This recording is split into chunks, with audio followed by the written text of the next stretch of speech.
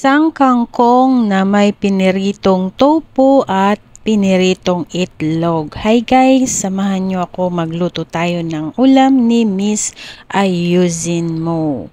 Ayan guys, nagluto tayo ng kangkong. Hi guys, meron ako ditong tofu. Ito ay $5 and then yung kangkong ay $5.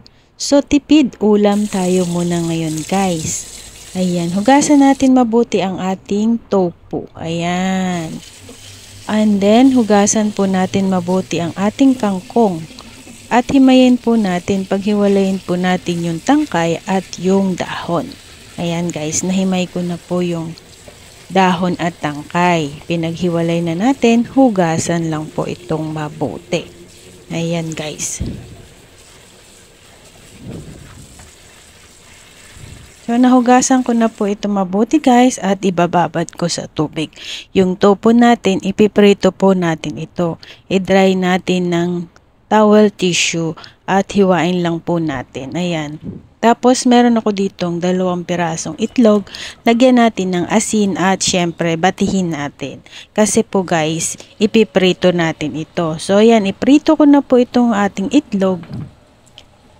So guys, pirituhin natin to at isasama natin sa ating ginisang kangkong. So guys, ayan guys, so yun, pinahiwa-hiwalay ko lang po at hindi natin buo yung ating pagprito ng itlog. So hanguin muna natin yung ating itlog at iprito natin yung ating tofu. So guys, iprito natin yung ating tofu, make sure natin na luto po. And golden brown, ayan, set aside. And then, alisin na natin sa kawali. Ayan guys, yung ating tofu. Ayan guys, so hindi nadudurog siya kasi yung tofu natin ay pang fry, tofu fry. Ito po yung tangkay ng ating kangkong. So ayan guys, maggisa na tayo ng bawang, sibuyas. Tagisa natin ng bawang sibuyas, ilagay natin yung ating tangkay ng kangkong.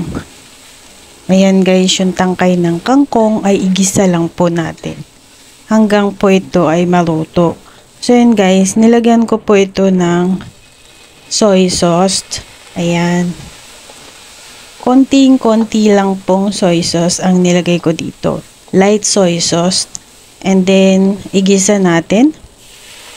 At nilagyan ko din po ito ng konting tubig para lang po lumambot yung tangkay ng kangkong. At takpan lang po natin at ito ay palambutin.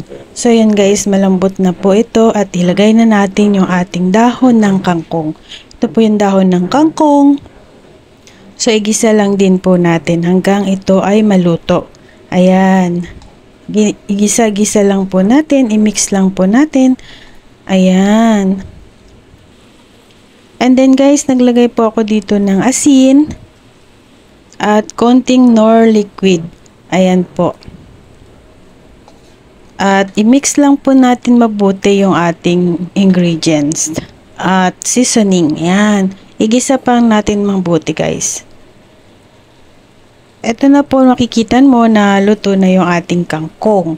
I-add na natin yung ating piniritong tofu at saka yung itlog and then i-mix well lang po natin hanggang ito ay mag-mix po ng maayos. Ayan. So, igigisa pa rin po natin guys para mag-combine po yung lasa sa lahat ng ating ilulutong kangkong. Ayan. I hope you like this video. Please give me thumbs up, like, share, and comment down below. Miss Ayusin Mo here. Yan guys, ganyan kasimple at kasarap ang aking ulam. Tipid ulam muna tayo guys. So halagang $10 ay may ulam na po ako. Ayan. See you to my next video. Miss Ayusin Mo here. I love you all. Thank you po. Ginisang kangkong na may piniritong tofu at piniritong itlog. Ayan. Ay busog na po tayo dito guys. Sa ating ulam. Ito lang po yung aking ulam ngayon. See you to my next video. Bye-bye. God bless.